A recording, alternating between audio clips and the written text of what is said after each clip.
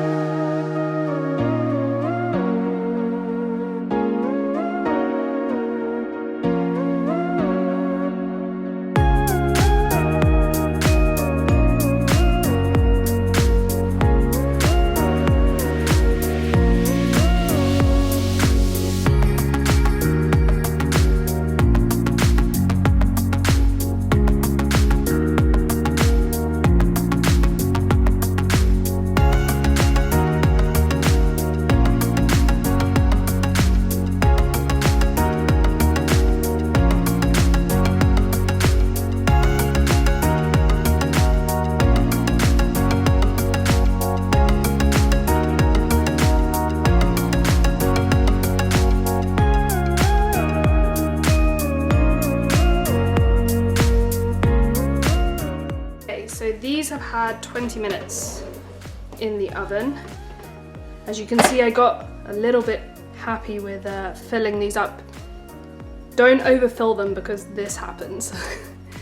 But otherwise, you can see the ones that I didn't overfill, they've come out quite good. Look at these ones. But to be honest, everyone loves a big muffin. And then these ones here are the ones that are without the liners. So what you want to do, you want to put them out onto a cooling rack. If you don't have a cooling rack, it doesn't matter. You can just put them out even onto a plate, or if you can get like the grill from your oven or something like that. You just want to give it some air to cool. So I'm just going to carefully place these ones out here. Be careful not to burn yourself because they are quite warm still. And then with these ones, what you want to do, take a knife and you just give it a little bit of help, and there you go. Comes out perfectly. Just let it cool. So yeah, these are your banana blueberry muffins. Wait until they're completely cool before you eat them. If you can, they will just continue cooking for a little bit while they're still warm. But otherwise, give it a go, and I hope to see you guys soon.